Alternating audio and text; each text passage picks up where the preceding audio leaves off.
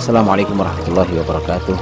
Mitra muslim, hafizakumullah. Mudah-mudahan Allah Subhanahu wa taala selalu memberikan kepada kita keistiqomahan, mengawal kita dengan cahayanya, memberikan kepada kita hidayahnya, dan semakin memberikan kepada kita cinta kita dalam hati kepada teladan kita Rasulullah Muhammad SAW, dengan kita mendalami sejarah hidup yang amat sangat bermakna bagi kehidupan kita dan keluarga kita.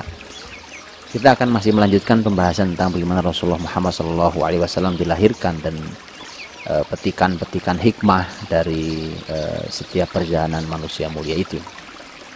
Kita sebenarnya sudah membahas tentang masalah bagaimana beliau dilahirkan kembar dengan cahaya, dalam tanda kutip kalimat kembar, bahwa selalu harus ada nilai positif pada setiap kelahiran mereka. Untuk lebih melengkapi itu dengan lebih sangat jelas, yang menjadi poin bahwa setiap anak harus disertai dengan optimisme dalam diri orang tuanya. Setiap kelahiran mereka harus dianggap sebagai sebuah anugerah.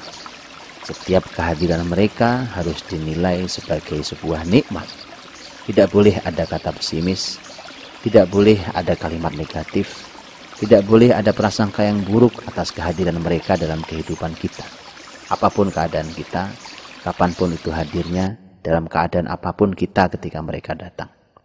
Dan inilah Rasulullah Muhammad SAW. Mari kita bandingkan dengan kehidupan kita.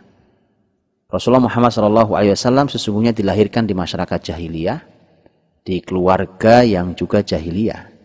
Tetapi subhanallah, Allah ingin menunjukkan kepada kita bahwa masyarakat yang serusak apapun itu, ketika mereka diharapkan mungkin saja lahir dari mereka anak-anak yang istimewa, maka kawal anak-anak itu dengan kalimat-kalimat positif, dengan optimisme, tidak ada negatif, mendoakan keburukan dan seterusnya. Yang ada adalah mereka harus selalu kita dampingi dengan harapan kita, doa kita, dengan kalimat-kalimat yang baik, dengan doa-doa kebaikan, dan dengan optimisme akan kehebatan mereka. Inilah Rasulullah Muhammad SAW yang dilahirkan di keluarga jahiliyah dan masyarakat jahiliyah.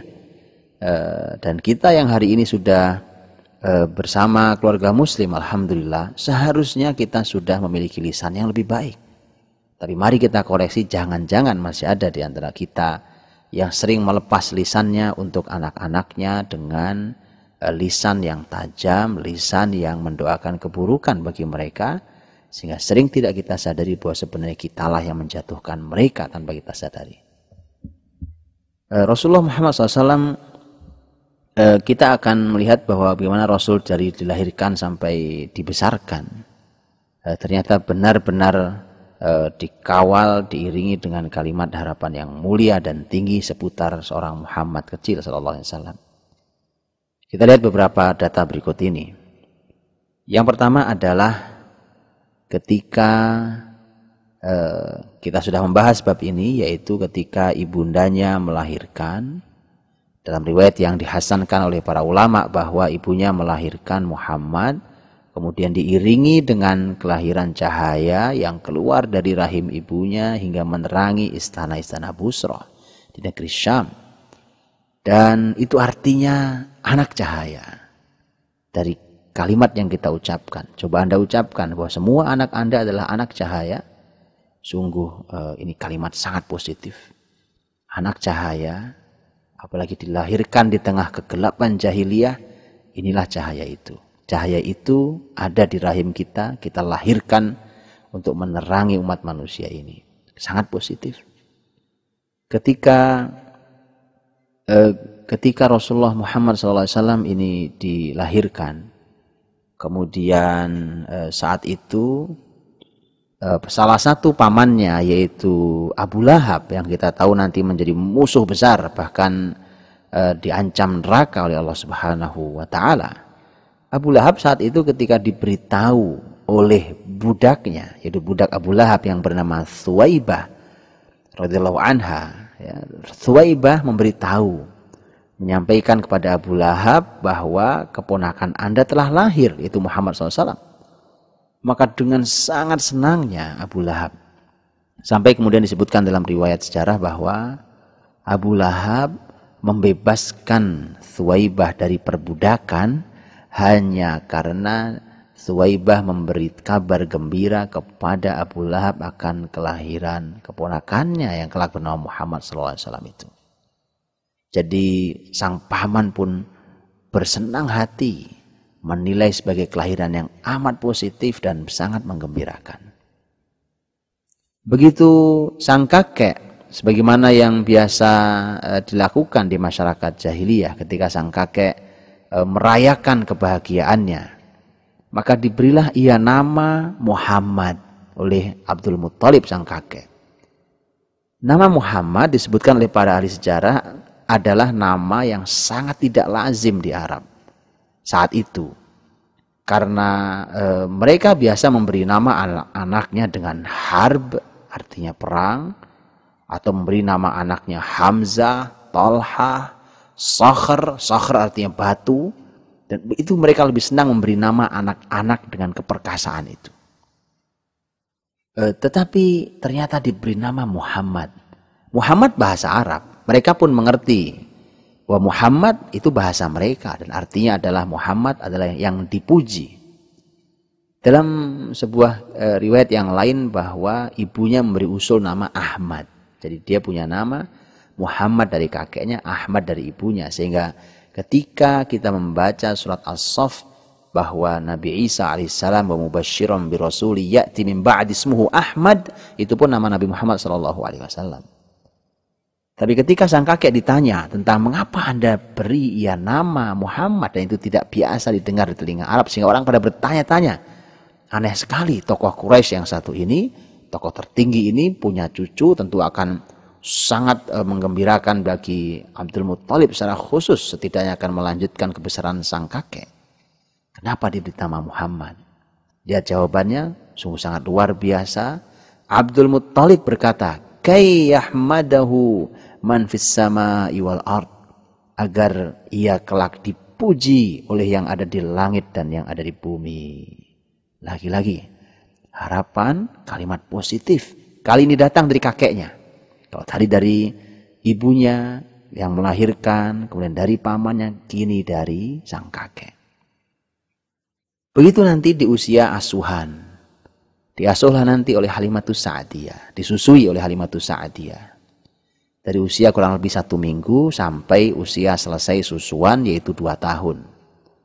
Halimatus Sa'diyah yang hidup bersama Muhammad kecil dari usia 0 sampai 2 tahun itu, ketika dia mengembalikan Muhammad ke Mekah setelah selesai menyusui, ternyata dia merayu kepada ibunya yaitu Aminah agar Muhammad bisa dibawa pulang kembali ke rumahnya di masyarakat Bani Sa'ad. Apa pasalnya? Pasalnya adalah bahwa Halimah merasakan setelah kehadiran anak ini di keluarganya, dia merasakan perubahan perbaikan yang amat dahsyat dalam keluarganya.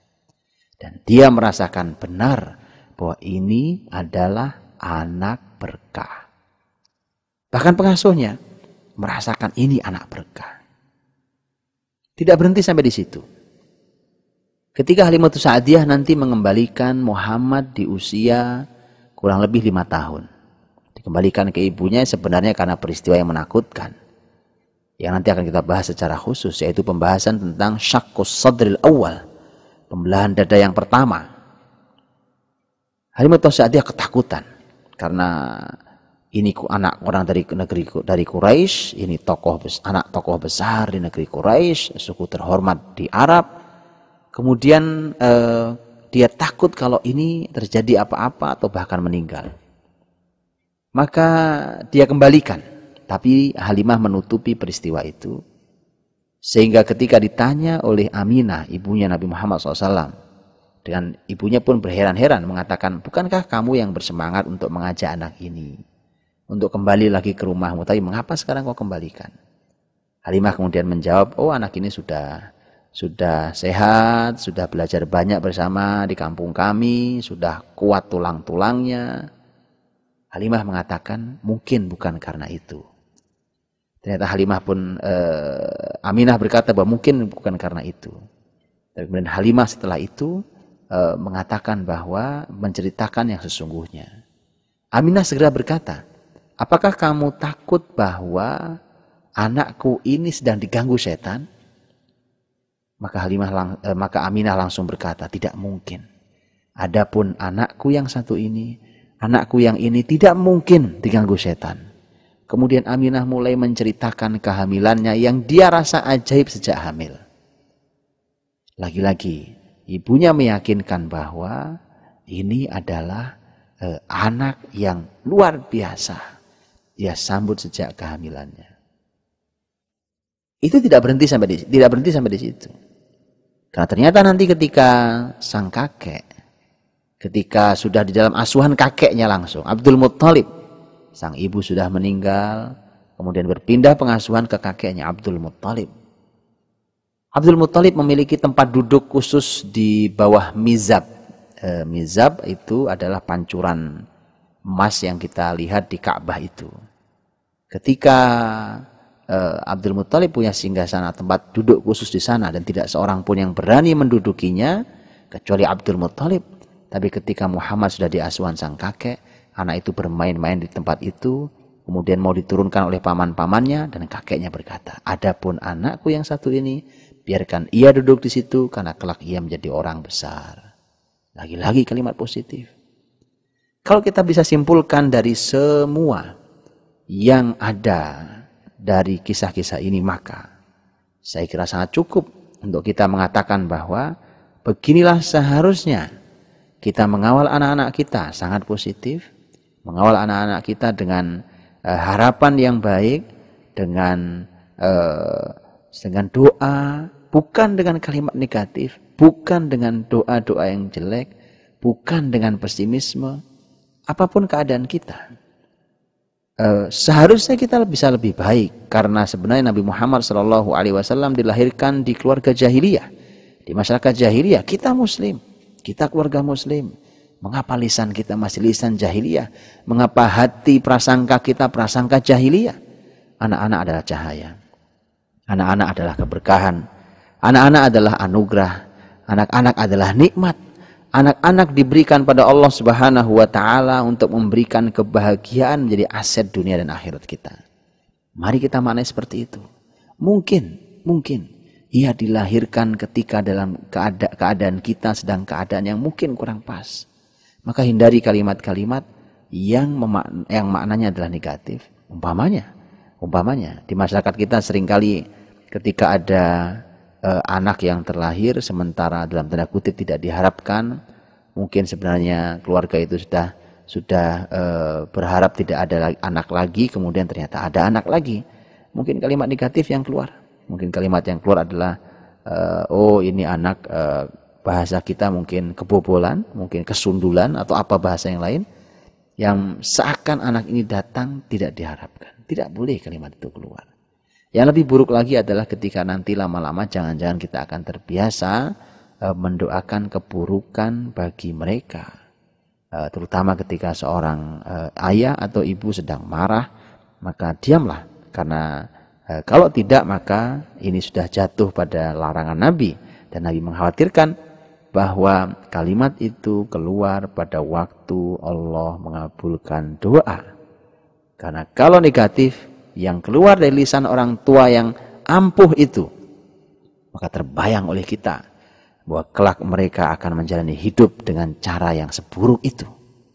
Untuk itu mari kita hapus dengan istighfar pada Allah, dengan mohon ampun pada Allah.